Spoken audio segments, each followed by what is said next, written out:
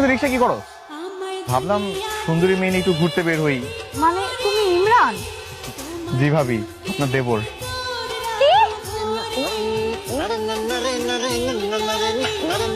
আজকে বাসায় চল তুই। বাবা, এটা বিচার তোমরাই করবা।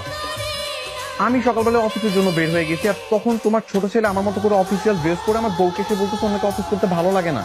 এটা বলে আমার বউকে নিয়ে রিক্সা করে ঘুরে বেড়াইছে। ওকে এটা কোনো কাজ করছে? তো ভাবির নিয়ে একটু ঘুরে আসছে, আর তো কিছু না। এতে কি এমন ক্ষতি হয়ে গেছে ভাবি বলেন তো? ক্ষতি না হোক, কিছু একটা হয়ে যেতেও তো পারতো। আমি যদি তোমাকে ভুল করে রায়নাকে কিছু একটা দিয়ে ফেলতাম, তখন তখন কি মান সম্মান থাকতো? এই ওয়েট, আগে বলো তুমি রায়ান নাকি ইমরান?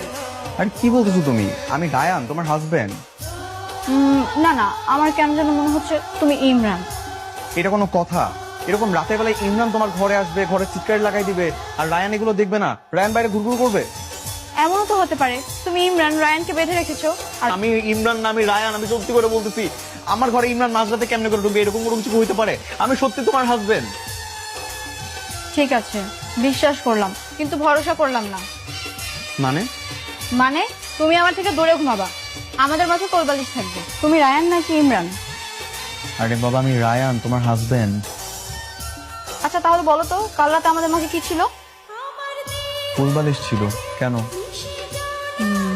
না, শিওর হলাম যে তুমি রায়ান কিনা। তুমি কি সবসময় এরকম ভাবে প্রমাণ করবা যে আমি রায়ান কিনা? তো দরকার হলে তাই করবো। দেখো না, ইমরানটার জন্য আমরা শান্তিমতো রোমান্সও করতে পারি না। তাই তো আজকে আমরা হানিমুনে যাব, তারপর ওইখানে যে সমুদ্র দেখবো আর রোমান্স করব। শোনো না, আমি সব হানিমুন টানিমুন যাইতে পারবো না, এসব একদম ঠিক না। তুমি আবার ওর সাথে বাইরে আসছো। হ্যাঁ, তাতে তোমার কি সমস্যা? আমার কি সমস্যা মানে কি? তুমি স্বামী রেখে আবারও দেবর সাথে বের হইছো? তাই নাকি দেবর সাহেব? কি ভেবেছো প্রতিবারের মতো এবার আমি তোমার ফাঁদে পা দেব? মানে? মানে আমি আমার স্বামীর হাতে লাভ এঁকে দিয়েছি। এই তোমার লাভটা দেখাও তো। দেখেছো? এইবার আমি তোমার ফাঁদে পা দিচ্ছি। তোবা, তুমি আবারও না জেনে রং নাম্বার ডায়াল করতেছো। আমি তোমার স্বামী। বাইক থেকে নামো, নামো বাইক থেকে। না ভাই, আমি আমার স্বামীর সাথে ঘুরতে বের হয়েছি আর আমার দেবর হাত ধরে টানাটানি করছে।